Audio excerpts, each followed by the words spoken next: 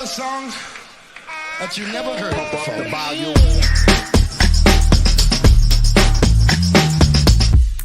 Here they come and get wicked.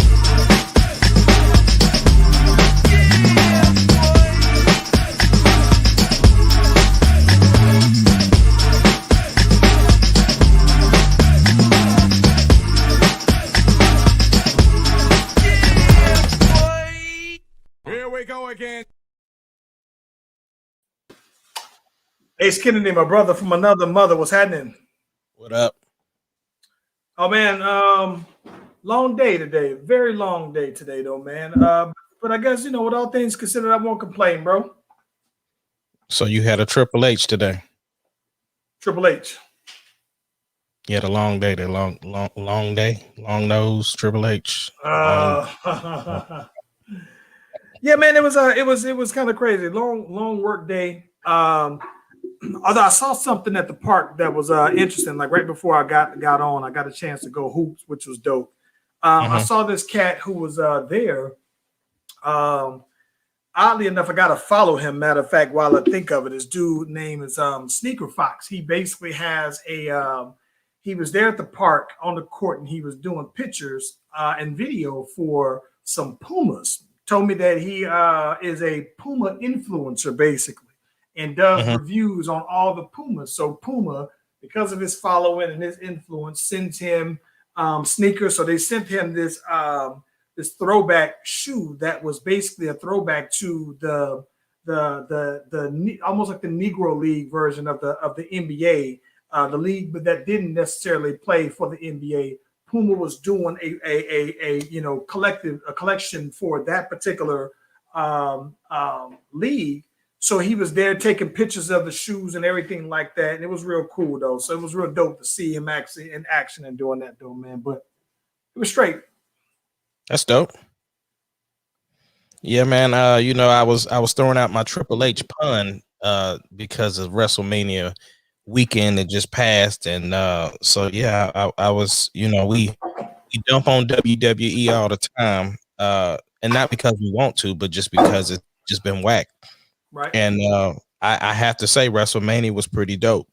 So I was pretty happy and was actually looking forward to watching both events. I had a pretty busy weekend, so I didn't get a chance to watch them live, but I did go back and watch the replay and was super duper excited about watching.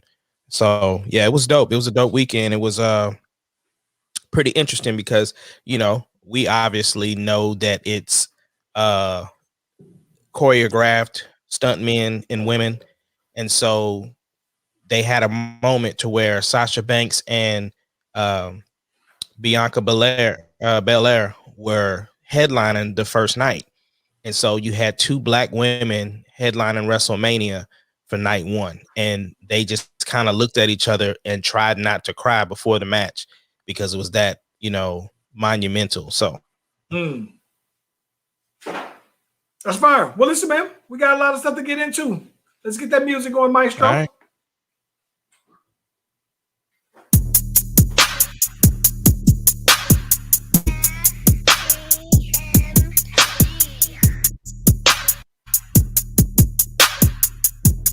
It doesn't matter what your name is. The Slash Brothers Podcast, the greatest podcast of all time. The Slash Brothers Podcast, the greatest podcast. If you smell what the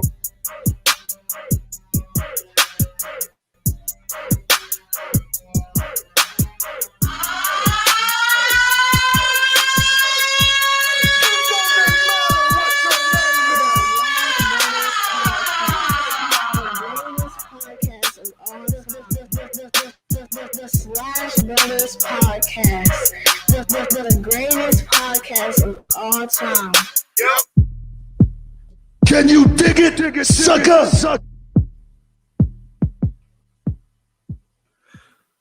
So, H. Kennedy, crazy thing about it, man, is that I was pretty much preparing today to start by asking you, have you seen the latest and greatest of this George Floyd cop killing trial here for Derek Chauvin. I don't even know if I'm ever pronouncing dude's last name correctly, because I thought that the interesting part about that was because the family of George Floyd was actually taking the stand and kind of giving their stance on things and everything like that. So that was going to be interesting.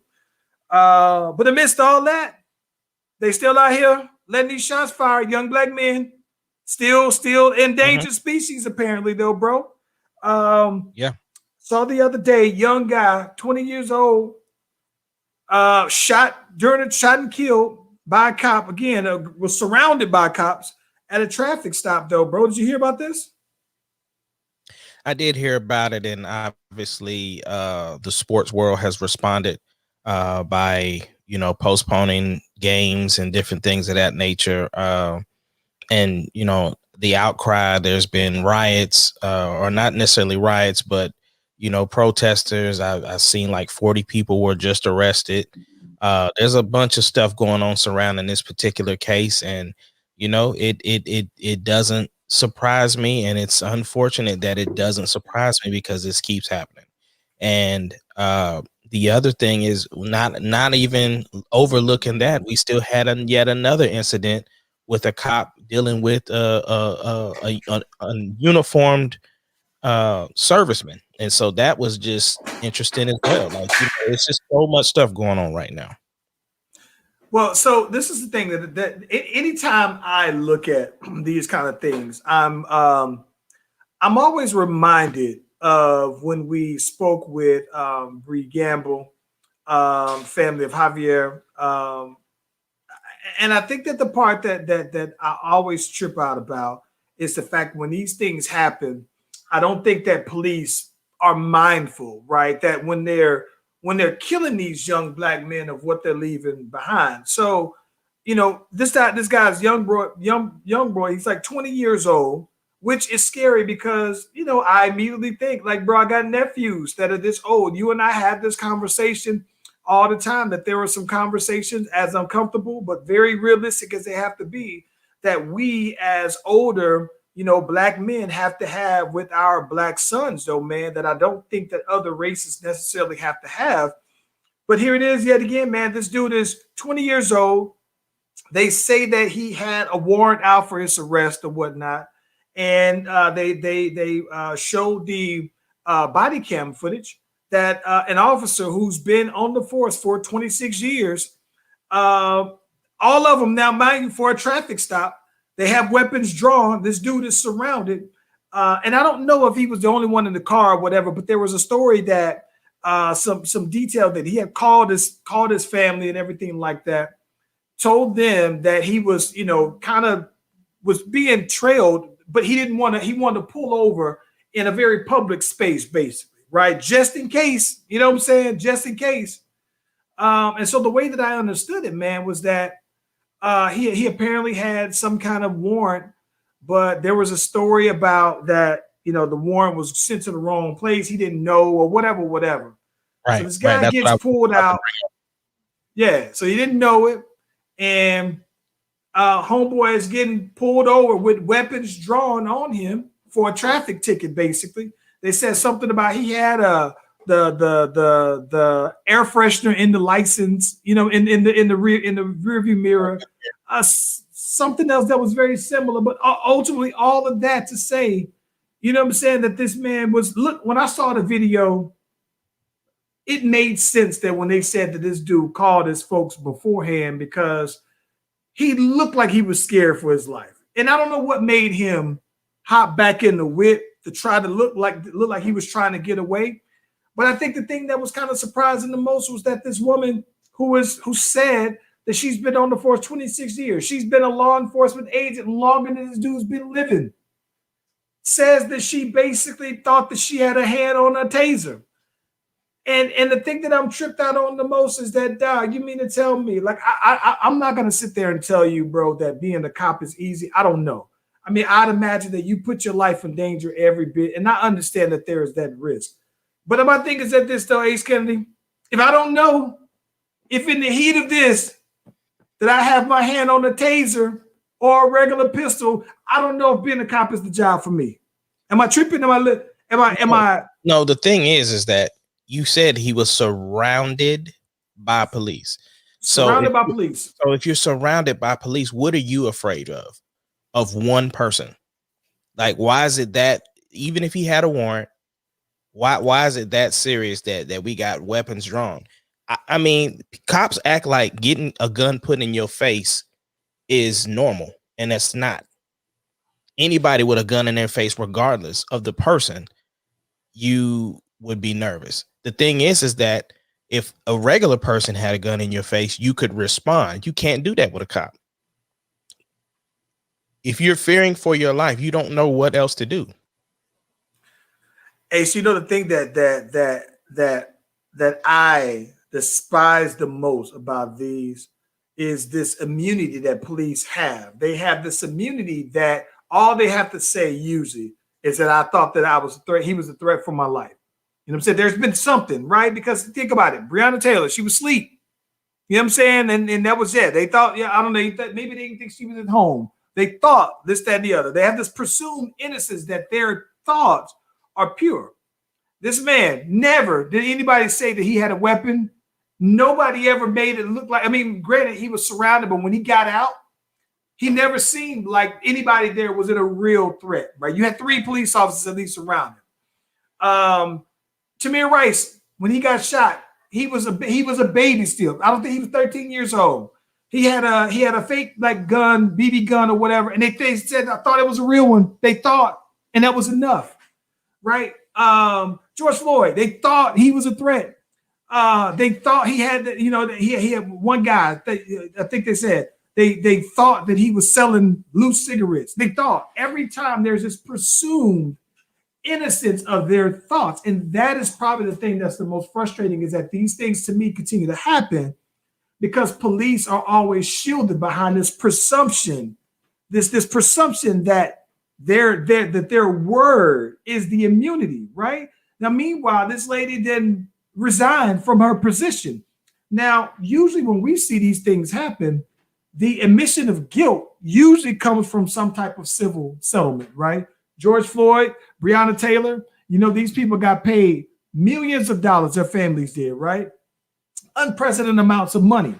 But the police officers, they still would likely have their jobs. If this guy who killed George Floyd, if he is even fired after this trial, he can go to the next town over and get a job as a cop there, right? There's always this opportunity for cops. And I think that is the problem. There's never a point that I've seen, very rarely, that I've seen where Javier Ambler is the only one that I'm aware of where cops are being held accountable for these kind of things. Yeah, it's unfortunate. And it wasn't just the one that fired the weapon. Like there was a whole bunch of people that put in some resignations, and then there were some people relieved of their duties. And they're doing like some overhaul of their training. Like it's a bunch of stuff happening all at once. But all of that being said, ain't none of that bringing this kid back. Yeah, and that's the thing that I think about, because immediately, right, when I saw this happen, I got chills because I thought about what the homegirl Bree said, is that when these things happen, the people who are killing these young black men don't think about what they're leaving behind. This dude's 20 years old and had a baby, right? I don't think his baby was, he was 20, so I'm gonna assume his baby was less than 2 years old. Didn't matter to these cops, and when they shot this woman, maybe it was truly an accident. But you can't accident. There's no way. Ace Kennedy, if I accidentally bump into your car, you know what I'm saying? We can get that resolved, right? I can pay. You can get that fixed. You know what I'm saying? But you can't accidentally kill someone. They ain't going back. So now you got this daddy at home. His little boy ain't coming back. You know what I'm saying? You got this. You can't just say my bad on this one. No, oops, my bad. Like, no, that's not enough. And so this presumption that they can hide behind this immunity, that this is how I felt like because there's going to come a point where she's going to say, I felt like my life was threatened. I felt like he was a threat. Doesn't matter what the tape says. The minute that she utters those words, that she hides behind that shield of immunity, And I think that that's the problem. I don't think that cops are ever really held accountable to the level that a civilian would. And you would like to think that I understand that those are the things that comes with the job, the pressures that come with the job. But it also means to me that that's why you hold cops to a higher standard than what you would hold a civilian. Somebody who's a civilian who's not trained by by an organization necessarily to brandish weapons, to know the law, to know when to do it. Since it's a civilian, yeah, you hold them accountable for their actions, though. So I think that that's the problem that I have with that. Let me ask you a question though about this. What's up? Not that there is a fix to this, and I don't want to jump on this because this pissed me off so bad that I can jump on this all day. But what is the starting point? What is the starting point? Like you and I, we were horrified for the family, sure, right? We were disappointed another. We weren't surprised nor shocked. But what is the starting point that this gets better? Because the conversations, we've been having the conversations now, and it still has happened, right? Because the cat up in Kenosha, that was after George Floyd, right? So this is we've seen it. We've had the conversations now. But that's the problem, though. Not all of the officers believe that they're doing anything wrong. And the thing is that if you're, for instance, being in the military, there were things that were done a certain way, whether it was the right way or not. This is the way we're going to do it, right?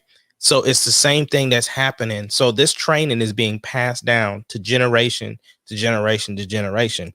It has to be a commitment from these departments to have their training looked at. It's the same. You think about it from the same standpoint as the Me Too movement, or we talk about all the time the things we're not allowed to say anymore because of how times have changed. It has to be that same type of change within the police force. However, the problem is there's so many people that don't think that there's an issue, right? Because you'll see a person get killed, black or whatever, and the first thing, if you look in the comments, I guarantee you the comment that you're going to see, well, if they just followed instructions, they wouldn't be dead. You'll see that post from everywhere. So a lot of America doesn't look at what the police doing is wrong. And here's the thing. I have many police friends, and, I've had private conversations with them about the way that they think about their training. And it would shock you because their training needs to be updated. Here's the thing. Being in the military, there are certain things that I took from the military to this day. For instance, if I go to a restaurant, there is no way I can have my back to a door. I have to see the exits. I have to be able to see them. I can't sit with my back turned. It's not going to work. Won't happen. Can't happen. And so those are things that are instilled in me. So I'm looking at it from the standpoint of police officers who've had similar training that have some of those same experiences to where they're unable to do that type of stuff. So yeah, it's got to be a complete overhaul of training.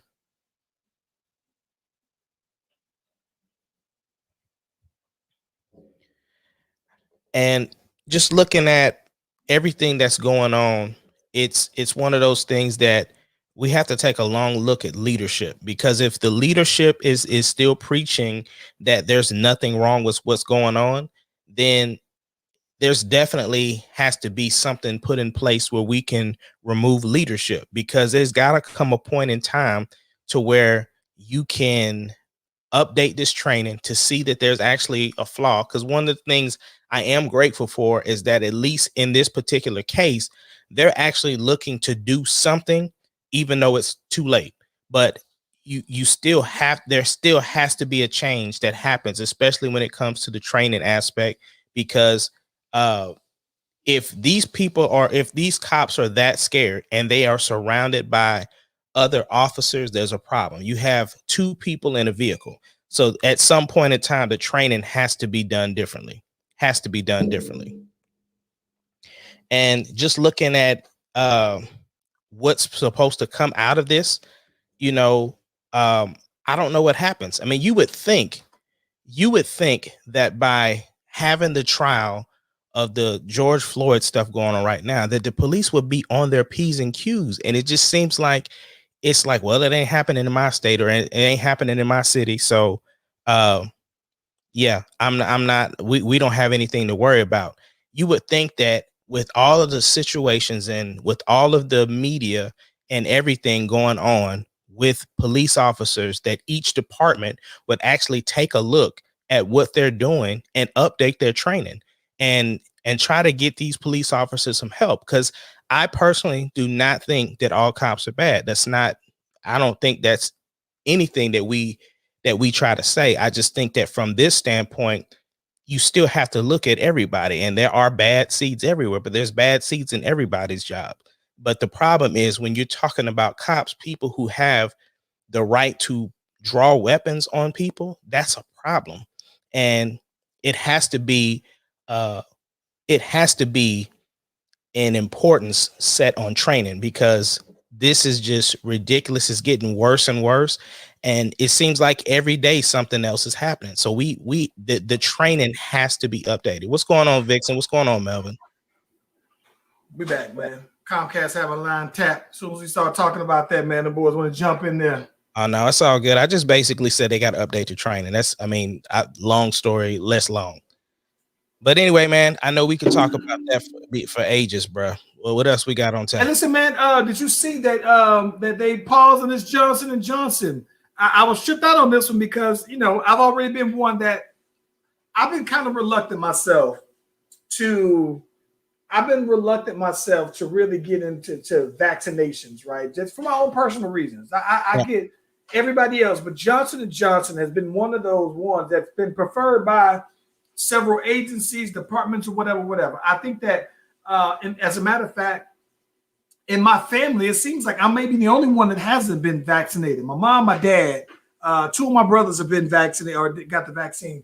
I've had aunts that have done it as well. And they've, taken some Johnson & Johnson. Some of them taken Pfizer or whatever, or Moderna or whatever they were doing. But I think the thing that's been kind of interesting is they were saying that, yeah, there's been some cases reported of like blood clotting, which oddly enough is kind of the same thing that they said would happen with COVID, right? That you could clot later on or whenever. And those are some of the things that could cause those kind of issues after the fact, after you having COVID. So what you thinking about this though, man? Is that you? So here's where I'm at.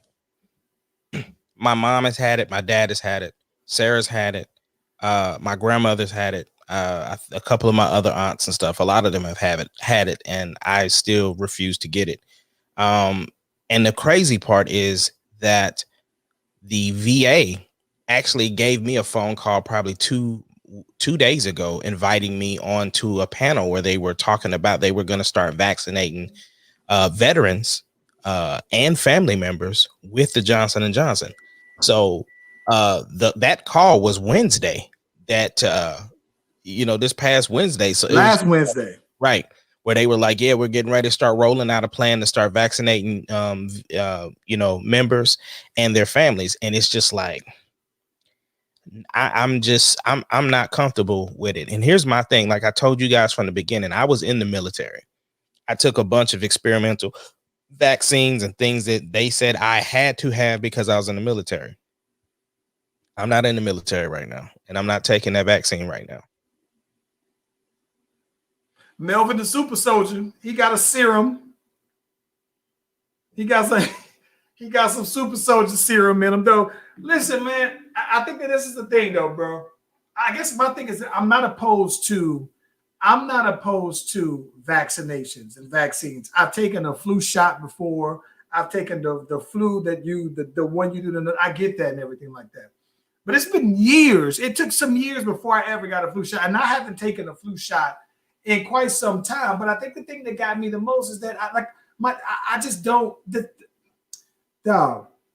So you mean to tell me that COVID has been around for a year that we know of, right? 2019, December 2019. So let's say a year and a half, right, that we know of. And they were able to come up with a vaccination for it. Imagine that I thought that vaccinations and studies and all these other things take years, dog, years. And they whip up one in 8 months, 6 months sometime. You got Moderna, who's never had a vaccination before. And I'm just sitting here thinking like, nah. So it's not that I don't trust vaccinations. I just think that it's just too soon. So I'm just like, well, let me wait, see what kind of research is done after I'll let y'all go ahead and get it, whoever wants that first wave. Let me see how this thing work out.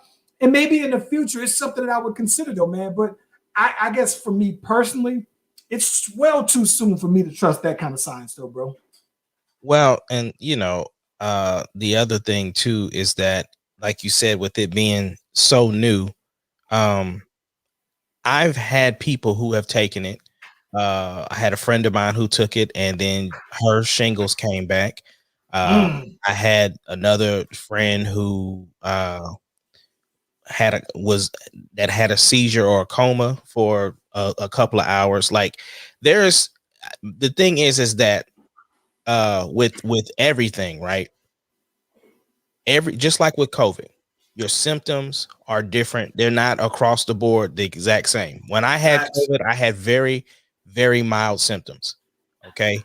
And we obviously know the darkest and deepest end of what could happen with people with COVID. So I personally believe, my personal belief is that if the COVID shot is supposed to trick your body in believing you have it, that could also bring about symptoms of things that you might have. That's just my opinion. So for me, I'm cool. And you know what? I agree with you 1,000. And don't get me wrong. I think that the part that, and I don't want to sound like one of those people who were saying COVID isn't real or COVID was due to the 5G. You remember when that was again? Everybody said it had to do with 5G. Yeah. I think the big thing that I'm just kind of curious about, for me personally, though, bro, is that you think about that, right? They've always maintained. Think about this too. They always maintain that the flu, right? That the more people died from the flu than COVID. Well, did you hear anybody talk about how many deaths were related to the flu this year? Last year? I didn't hear nobody talking about this. So what is that stat? Because I understand that they said that COVID was more contagious, and while fewer people die from it, they're quick to, even on CNN, they're quick to flash the death totals. Like, there's a column on, when you go to CNN's website, they have almost like a ticker of every death. Every time someone dies of COVID, they got it ready to go, man. And it does seem like a bit of scare tactics going on, though, man. But so I don't want to make it seem like it's not real. I understand that people are dying from it and everything like that. So I understand if somebody was saying, hey, you know what? I'm gonna rule out this as a possibility. The thing that I can't quite get with is that you mean to tell me that you can get vaccinated and you can still get COVID? Like, I understand that they're saying that you don't know. Like, I don't know if anybody's got the vaccination and then got COVID, but who's done that study? Who's done that to say what happened? People have had it. What it's supposed to do is keep you from having the life-threatening symptoms if you do get COVID. The problem that I have, I don't want to have to take a seasonal COVID shot. It's one time. It's one and done. It's supposed to be every 6 months. Yeah, I don't like that. See, here's my thing. I am not here to tell anybody not to get the vaccine. If you go back and check the tape from the Slash Brothers podcast, I've maintained my same stance, which is this: do whatever you feel is going to protect you and your family from COVID. That's my stance. So if you want to get the vaccine, by all means, go ahead. But as far as for me, I'm good. Yeah, I'm with you, bro. Let's switch the topic real quick, man. Yeah. Get into some of this entertainment stuff, because there's been some very entertaining things going on despite all the other bad, melancholy news that's been out there, man. Listen, did you see? I think it was on Shade Room, bro. They said that, hold on, my friend with the COVID and recovered. Now she went and got the COVID vaccination. Is more sick than when she got COVID. Stop playing with me, bro. I'm not. One of our insiders, when he got the second vax, he felt more sick than when he had COVID. But I mean, he's straight now. But that was one of the things. But go ahead. I'm not fooling with these people. Listen, I saw something that said that the boy Usher, and I think came out that this was false, but it's still hella funny. So they said the boy Usher was out there in the club, and I don't know if he was out in the club, but it says, imagine your girl been out here dancing, working hard out here for that money in the strip club, right? She go and count her money because the boy Usher then making love in the club and making it rain, right? Only to find out that these is Usher Raymond face dollar bills, Usher Raymond face 20s. You see out here making it rain with his own money. Listen, the boy, I immediately thought about coming to America. The boy got his own money. He said he got his own money. The boy got his own money. But listen, I understand that there could be a very legitimate reason that he would have Usher money, right? But at the same time, if you go into Magic City and you making it rain with Usher Raymond $5 bills, $20 bills, $100 bills, and you were thinking this whole time this boy was just generous, feeling philanthropic with these hundreds. The lights come on, bro, and you see this boy Usher on here instead of being Franklin, bro. Is that not the funny? I thought that was hilarious, dog. Like I literally almost dropped my phone, bro. It's funny, but I also think too that it's marketing. I think that it's serving the purpose that it's supposed to, which is getting everybody talking. I think Usher's getting ready to drop soon, and I definitely think that he is definitely fixing to drop something, bro. Listen here, Danny, you might be onto something. I think that's what you get. You get real dollars for the real cakes. So if you out here shaking them fake cakes, you might be right. Oh my gosh. I said the boy got his own money. And listen, I'm not gonna lie, I'm not gonna even front, right? Because he got the cold fade on there, right? It's a good picture if we keep it 1,000. You know what I'm talking about? Like if it was for a video, you know what I'm saying? I would totally understand. And hey, we've already confirmed from the rappers that when they do their videos, that this usually isn't real money. This is counterfeit money anyway. So if I'm Usher, like you're groundbreaking, bro. Like you're a trendsetter. You are a visionary because you, sir, have created your own money that in the spur of the moment, you out here, and then you look at your money at the end of your day, you think you done banked. I'm about to go ahead and pay these bills off. You see you got these Ushers with this clean fade on here. I guarantee you somebody gonna try to spend it though. They going to Walmart with that Usher money, bro. Oh my gosh, dog. I just thought, like when I saw it, I literally almost dropped my phone laughing because that was the case. Probably one of the funniest things I've seen. We always talk about the best things that we've seen all week. That was probably the funniest thing that I've seen all week. You better be careful because I'm sure Floyd is probably thinking of some stuff now. Listen. Floyd might top him and get real gold bars and get his face on gold bars. He seemed like the kind of person who would do something like that that'll want to one up everybody though. Just to be stunned. Yeah. Did you listen and other things that I thought was kind of borderline weirdo? It wasn't borderline. It was very weirdo, bro. Did you catch Kid Cudi's outfit on his Saturday Night Live performance? No, I didn't. I didn't catch that. What's going on with that? So this boy had a whole floral dress on that looked like he was about to go be in a commercial in a field full of daisies, and he was about to go pick a bunch of flowers or whatever, because I'm talking about this dude had a whole female dress on. And this, I didn't care to even get into why he did it. What was his motive? We always talk about the creative side, the artistic side of things. We got into that with what's the old dude? Lil Nas X. Yeah. With the Satan shoes and his demonic video. And that was his creative, vision. And some people it wasn't for them. Some people just said whatever he was talking. Well, listen, somebody said he's channeling his grandma. Whoa. Listen, I haven't been checking for a Kid Cudi song or Kid Cudi in quite some time.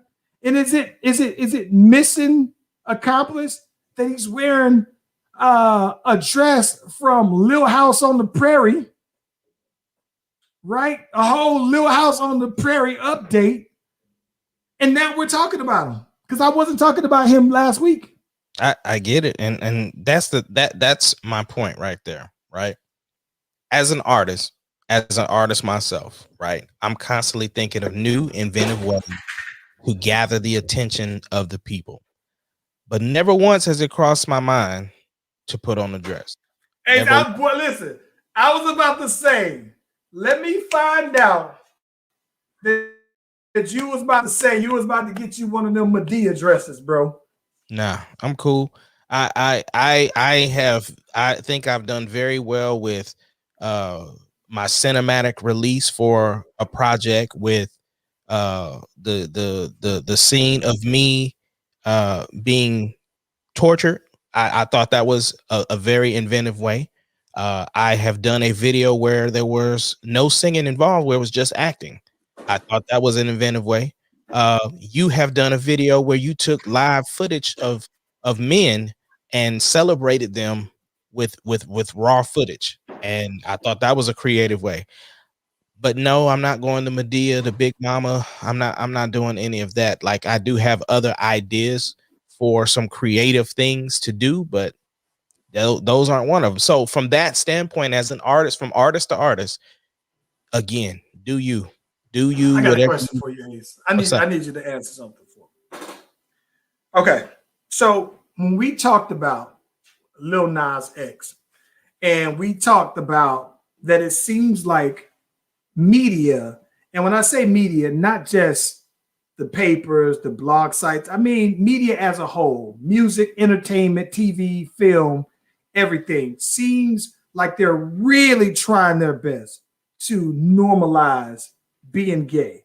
Mm-hmm. Everything you see, we mentioned as well, you can't see a commercial now that doesn't have two women in it. You very rarely see a commercial now if it has anything to do with love or relationships without two men in it. You'd be very hard pressed to see a movie now where you don't see a gay couple or a gay person in the movie. Like random, right? Because we watch Umbrella Academy, right? They all are brothers. There's one gay girl in there, right? One gay girl and one gay guy. One gay girl, one gay guy. Normal, right? It wasn't just two gay girls. It was one of each. And I get that you can say, hey, if this is reality, if this is how really everything is, then it's okay to include it. But they really, really are trying to not force feed it in there, but they're really, really they're intentional with making, and I can, on some levels, I can appreciate that, right? But do you also think that equally, that there is an attack on masculinity specifically for Black men? I don't. Right? Think about this though. Let me tell you where I'm going, right? So there's always been this thing about, feminizing men, put men in dresses, Tyler Perry, Medea, Wanda, Jamie Foxx. There's always been this high thing, right? Young Thug comes out and he's wearing a dress. You know what I'm saying? You got now Kid Cudi, who has a cult following. He's wearing a dress. It's like it seems like now you got like the same thing. You got it's as a normal thing to your eye to see another man with a purse, right? And you might say, hey, this is a Gucci purse. He keep his little, men accessories in it. Apparently, you got your man bag, and it was at first a European thing, and now it's a very normal thing to see men wearing purses, right? You also see as a very normal thing at some point where you would see men with the shirts that look like women blouses, low cut blouses. You saw the skinny jeans, and it seemed like they're saying, let me get as close to as being a female as possible and just back it away. But that seems like there's been a thing over maybe the last 8 years where they've been seemingly pushing that harder. Am I tripping? I don't see it like that. Charles, let me ask you a How do you question. see it? Let me ask you a question. Who do you follow? What do you mean? Who do you follow? Who do you keep up with? Who is like I can see you saying, okay, Jay-Z is somebody I follow. I typically look at Beyonce. Okay, male. Oh, no, listen. So listen, people who I keep up with, Jay-Z, of course. You know who I keep up with? I keep up with my boy Toby Yingiwe from Houston. I keep up with you know what? I used to keep up with Kanye, but not as much no more. So let me ask you this, right? Out of all those people that you mentioned, has there been something that they have done that has then influenced you to do something different than what you normally do? You know what? I sort of. Give me an example. Sort of. So you know what? Okay. So here's a perfect example. So for me, for the most part, I think that my style has been very much the same since high school. I think may have veered, may have swayed, but from now to this, here's where I'm going though. But then I do remember a point where probably 2000 to maybe 2005, where you was wearing the Rockaware, Sean John, everything was big and everything like that. And I probably added that to my joint because I thought that was popping. The Jay-Z change clothes, the long button up with the jeans. That was a whole Jay-Z thing when he was turning 30. So yeah, I think that there are some things that are influential though. Absolutely. Okay. But if Jay-Z or Kanye put on a dress, hell no. Dresses? Hell no. Okay. So what I'm saying this is what I'm saying. It's just like what we talk about with the internet stuff, right? When you on Facebook and you see something you don't like, scroll past it. My thing is that there has always been, like, we have talked about, once it was okay to be gay, that more and more we saw it, but that doesn't change. Like, you don't have to watch what you don't agree with. And so the thing is even if I'm watching a show that I like, right? Like in Star Wars, they put some stuff in there, right? Okay. That didn't change my opinion about Star Wars because they put something like that in there.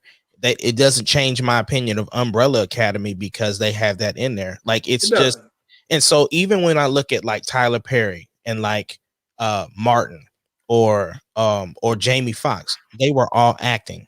And even if that was their lifestyle, that's none of my business. So for me, it's one of those things, like, I know who I am. So that in my opinion, that doesn't attack the alpha male, because guess what? I'm worried about my kids. Those are the ones. I get that. But this is what I'm saying. I understand that. But so but listen, so when you say attack on that, no, it's not an attack. People are, because here's the thing: gay people seeing other gay people in commercials, in movies, in TV shows, feel like they finally have representation. All companies are trying to do is be inclusive. So the thing is that, so should gay people feel like that it's an attack on gays because they have straight people making out in TV shows, this, that, and the other? That's none of my business. It's the same thing. No. I'm not talking about business. I'm not talking about your personal business. Here's what I'm going. I didn't mention personal business. I said TV, movies, commercials. That's what I'm talking about. I get that. But you said my business. You said my business is my kids. That's your personal business. No, but the reason why I said my kids is because you're talking about the influence of other people who have more influence like my kids might listen to Kid Cudi. My kids might listen to this. So my concern as a parent is to know the status of my kids when it comes to, because I can't always be around them and I don't know who their influences are. So my business then is my kids, to make sure they're good. We have conversations about stuff. We had conversations about Lil Nas X and all of the stuff that he was doing. So I needed to know where my kid's mindset was at, so then I can know how to approach that. So that's what I mean by I don't have time to worry about what everybody else is doing on that when I'm worried about my kids. But what I'm saying is the same way as us as Black people, we want more representation when it comes to all of the shows. We want more Black superheroes, more Black businesses highlighting this, that, and the other. I think that gay people are looking at that, and trans people and all of those peoples in the alphabet crew is looking at those things as representation. So for me, if that doesn't pertain to me, that doesn't phase me any. The Lil Nas X stuff doesn't phase me. Kid Cudi wearing the dress doesn't phase me. Look, whatever his name is, Jeffrey, don't phase me. It's just so for, I guess I'm not looking at it about, I'm not talking about phasing me. I'm looking for, I'm thinking of, when I say that it's so this is what I mean. The same way how it feels like how they are intentional with being sure to add, to be inclusive, right?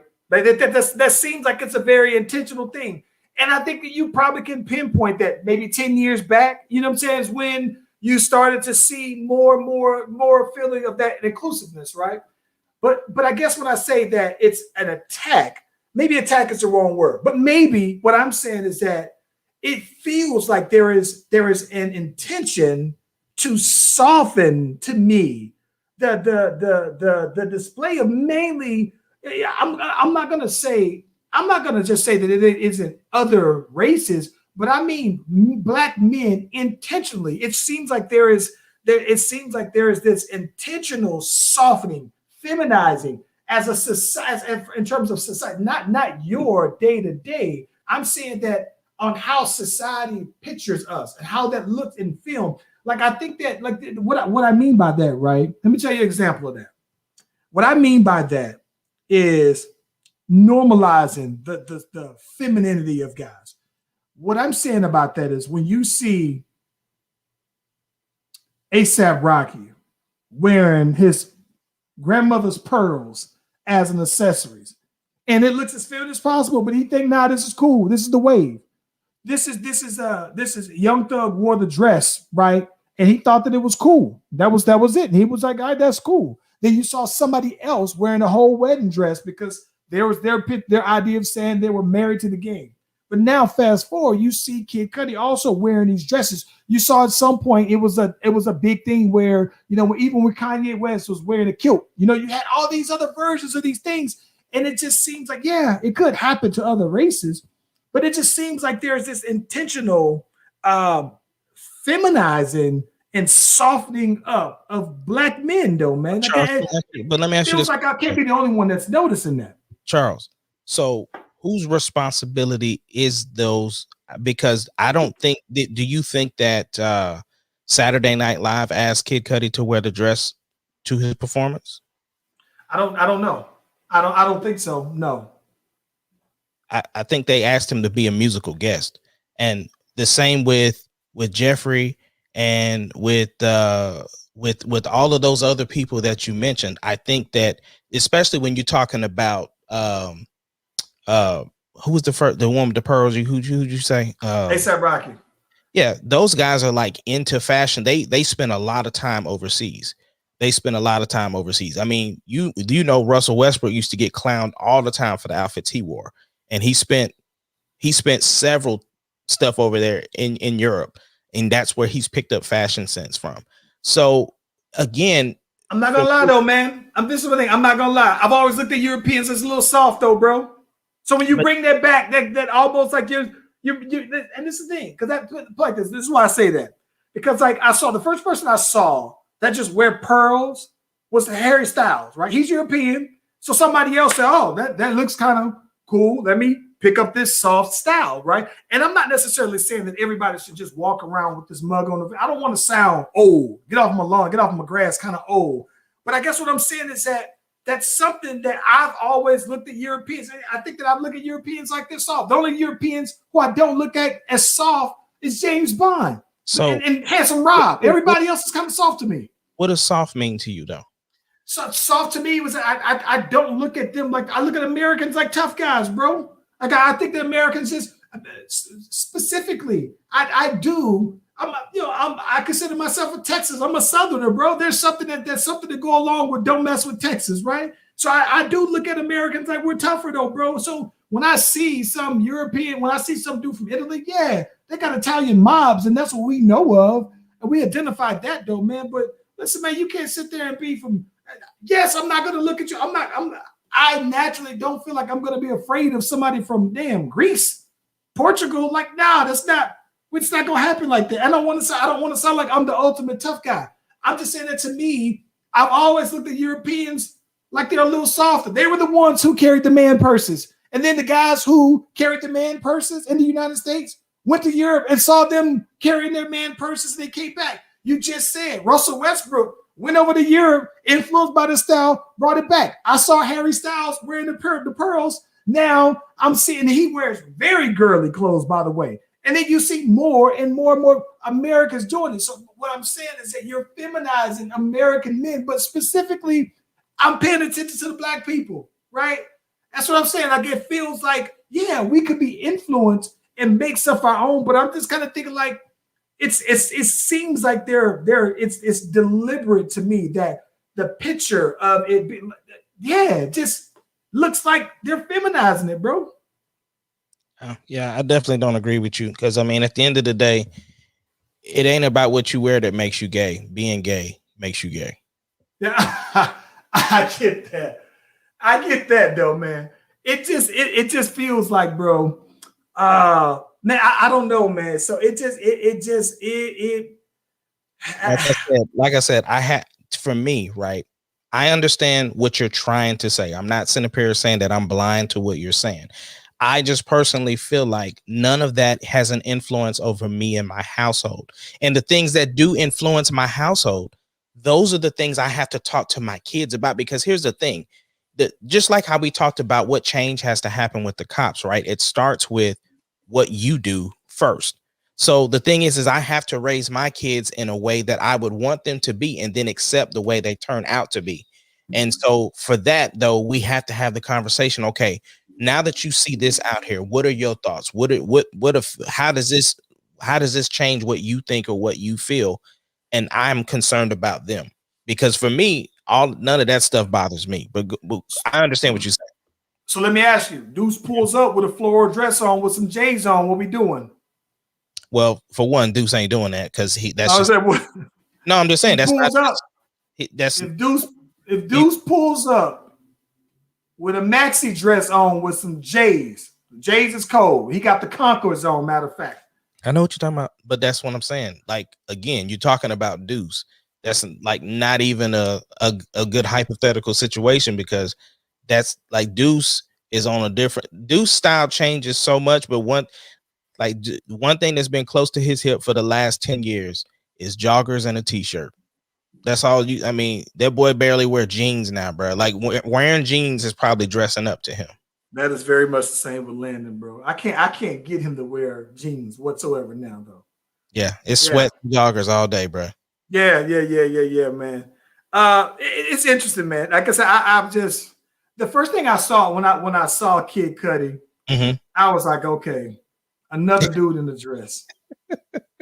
It's all I thought about. Like it wasn't like I was just surprised. The only thing that did kind of surprise me is Kid Cudi's a little older. You know what I'm saying? So I could understand if somebody younger did it. You know what I'm saying? Like if one of the Lils did it, wouldn't surprise me whatsoever. Yeah.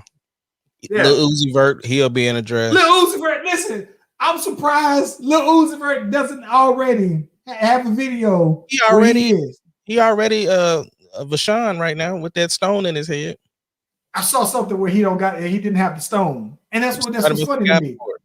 What's funny to me is he said that it was implanted on his head. I'm like, dog, you got a forehead piercing, bro. That's different from implant. I'm thinking when you say implant, you got to put in your skull, bro. But anywho, yo, I'm gonna tell you this: the only way you would ever catch me in a dress, bro, if The Rock came out in a dress, bro. That's it. If The Rock comes out here and laid out. If he was wearing the people's dress, you would be out there with the people's dress right there. I'd have to get a dress to put my Concord. Listen, man. If you smell, nah, man, I don't know. The Rock ain't listen. Hey, what would Dwayne do? Now, if the Rock ran for president and he put on the whole dress like Kid Cudi fool, that boy would have all the muscles showing out there, though, man. And if he did that with some boots, I don't know. I'm gonna go ahead and call it. Kid Cudi was out there looking like a grade A clown to me, bro. Yeah, I mean, he was looking like a grade A clown, and I'm thinking like, and somebody said something that he was kind of doing some type of homage to Kurt Cobain. I'm thinking like, bro, stop playing, man. Stop. Cut the BS out, bro. Yeah, I don't know, bro. Hey, I saw the Nick Cannon, Wild 'N Out's back. I think Wild 'N Out comes out the first, if it hasn't already, but the new episodes come on out. The boy Nick Cannon having more kids. He got twins on the way, though, bro. Listen, boy, 40. He got like 6 kids. He got an NBA lineup, man, and a 6-man off the bench. Yeah, man. I more power to him, bro. Nick Cannon got that long money, bro. So he if money wasn't an issue, would you have another baby right now? I would. I'm not gonna lie. The experience of Charlie, bro, it did something to me. Like I could definitely, I mean, I like kids, bro. If money wasn't an issue and space wasn't an issue, 100%, bro, I would have. How many kids would you stop at? 8, 10? Maybe 8, because I already got 6 now, so 2 more I could, yeah. Because I mean, 2 more kids. Well, I mean, you got to look at 2, bro. I mean, I could definitely see having at least 1 more child. I could definitely see it. So you starting? This is the thing about it. So you already got by then, right? You gonna had all your old kids out the way, and then Charlie gonna be the next, be the only old one. She said, all your old kids. You got all teenagers, right? And then 1 toddler, basically. So then it's all of them about to be out the way, and then you said you'd be cool with starting all the way over with some fresh bodies that didn't exist 2021. I mean, what's wrong with that, bro? You know what? I'm not gonna lie, man. If money, I would have. I love kids. I think that I would say I would be open to maybe 1 more if money and time wasn't an issue. And that doesn't necessarily mean that just because you got the money that you got time, right? Hell, right. Alec Baldwin, he's like 60 years old, and he just had another baby though. So during COVID, but I would say that I got a little room in the tuck for maybe 1. You do maybe 1, but two would be pushing it. 1 more. Think about that. The Rock wearing a dress with them legs showing though, bro. Stop playing, bro. Stop playing, bro. Hey, that boy. If you smell. Now listen, I'm gonna be honest. I don't even work on my legs enough for that. I think my legs are pretty muscular though, man. But bro, I don't work on my legs enough. What jeans you getting into with them legs, bro? Bro, let me see something, man. Well, maybe pull up on this board, Rock. Look at them, boy. Look at them legs, boy. Boy. Look at that. You see them? Boy. What we talking about, man? Yeah. Stop playing with me, bro. Listen, man. Stop playing with me, bro. But I don't know. I don't think my legs will ever get like that, man. Nah, I don't even know what you do to get legs like that. Like what you this like finding muscles. You gotta do like some leg press, bro. Man. You think he got thigh implants? He got something, bro. Rock. But Rock has always been big. And I mean, you think, boy, you see how Roman done cut up. Roman cut up. Yeah. My thing is that this is the problem that I have, right? The reason why I don't want my legs to be that big because I don't know what kind of pants can you fit. That's what I just said. I just brought that up. I didn't know that. I didn't think that. But think about that though, man. How many pairs of pants? Right, all the Rock pants have to be custom, and he has to get them made to order. Like every time he's about to go somewhere, he'd have to get a new pair of pants. Right, but that's the thing though. When is he really wearing pants? All he really wears is shorts and pants. I mean, in gym sweats. All he do is work out. That's what I was about to say, man. For The Rock to be doing a lot of movies, he's always working out though. But yeah, but he so in his writer, right? So in his writer, in his rider, he brings his own trailer, and he has like all the workout equipment in there. He has a person that prepares meals, so in between take he's eating. Boy, and you've seen his cheat meals, bro. Boy, what? Boy, that boy got the definition. You see that boy out here, man? Y'all better stop playing with me, bro. Yeah, that's that 30-inch vertical, man. Listen, man, that's just a lot, though, bro. That's a lot of. You know what I think, bro? I just think that for me, like I said, you gotta literally only be wearing sweatpants that's gonna be comfortable then, like that. And then the other thing too, man, is I just think that my knees is too bad. Like I just want my leg. I don't know what The Rock's what he wants to be capable of lifting. Maybe he wants to think that if a boulder fell off of a cliff somewhere, that he can stop it with his legs. I don't know, but I don't really know what would be my goal to have my legs looking like that. But he's about to play a superhero though. I get that, but here's the thing though. Let me ask you. Not even just somebody who getting heat. How many dudes out there who said that, ever since my legs been like this, the women just throw the cakes out now at an exponential. How much more cakes are you getting because your legs look like that, bro? But here's the thing, though. You got to look at it from the Rock standpoint. He couldn't have all that upper body and then not have nothing to support it, because the Rock. Who is the woman? Who is the woman though? Who is saying, "Oh, did you see the legs on him? I'm gonna go ahead and throw these drawers at him." I don't think that that's the case. But again, I think, like I said, you remember Kevin Hart talking about how his uncle was top heavy and didn't work on his legs. Rock didn't want to be like that. Listen, man, I saw somebody on Facebook. They say, ladies, you only got $5. Build your man, right? They had $3 went to having rock solid abs. $2 went to face, all these other things, you know what I'm saying? Like fidelity or faithfulness, all these other things, right?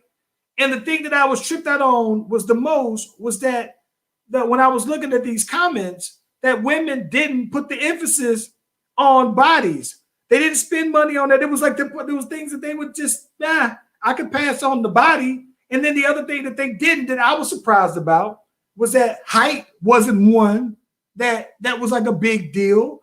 And looks, if that matter, and maybe this is the age of the women who was doing this thing, which I'm assuming 35 to 45-year-olds were doing this. And all of the things that these women said were important.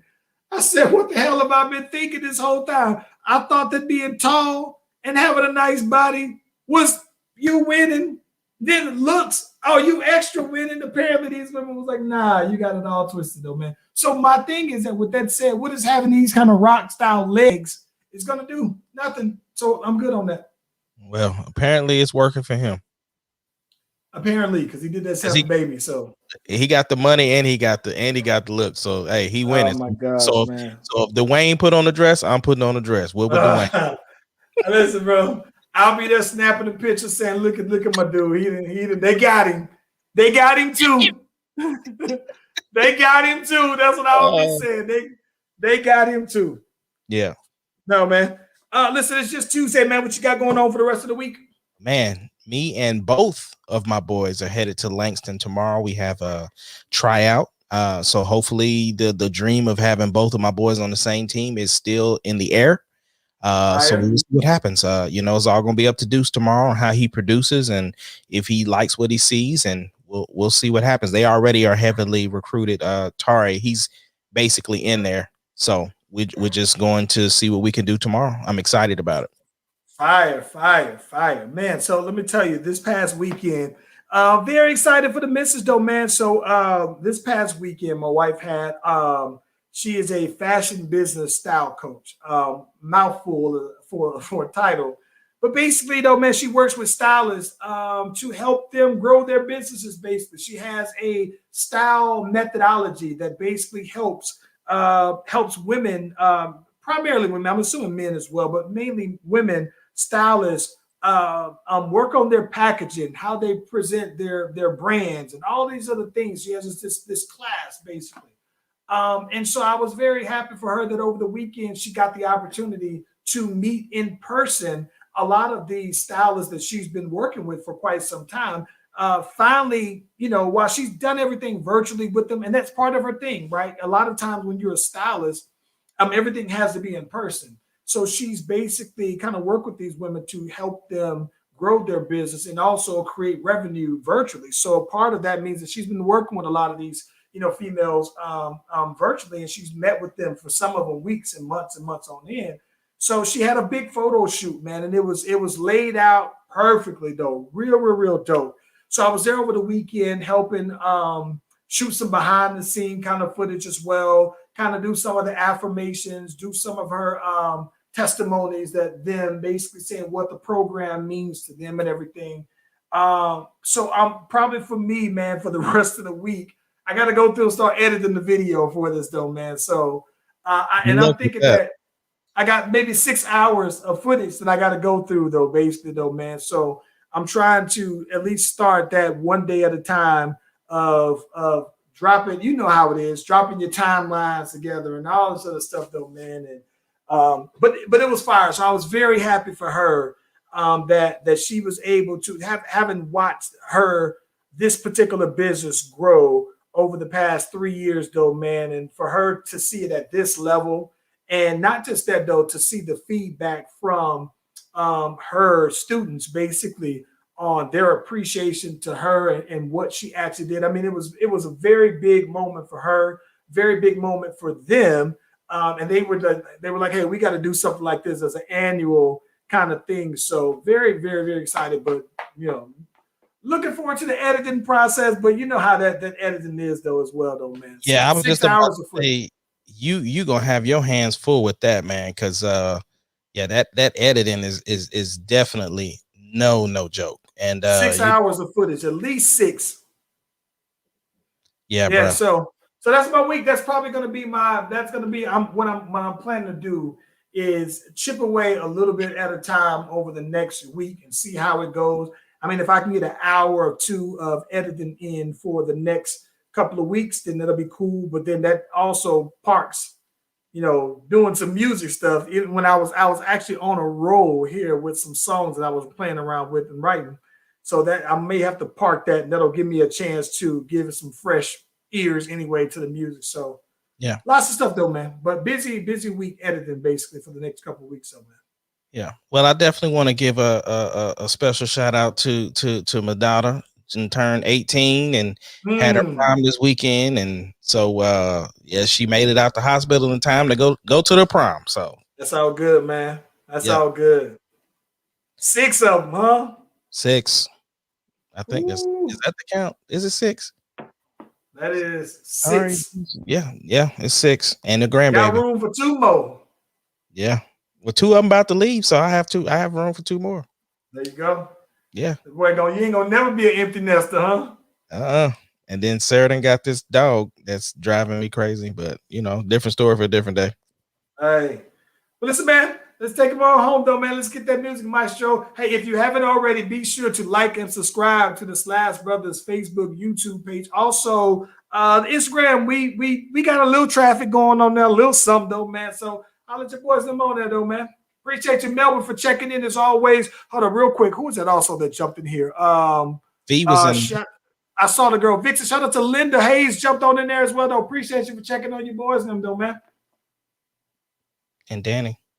Oh, yeah. Danny as always. I forgot about it. Shout out to Danny as well, though. Always good. Like, I love her feedback. Oh, man, we got to talk about it on Friday. By the time we have Friday, Red and Meth versus coming on up, though, man. We got to get your feedback on that one. Ace, this is the Rapper's Delight. I don't know how much you think about this one, though, man. But we talking about that on this Friday, though, for sure. All right.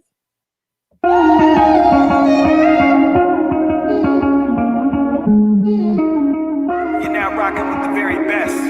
Ace Kennedy, Charlie Venus. Check this out. When I saw you, it was more than a glimpse. Could have told me with a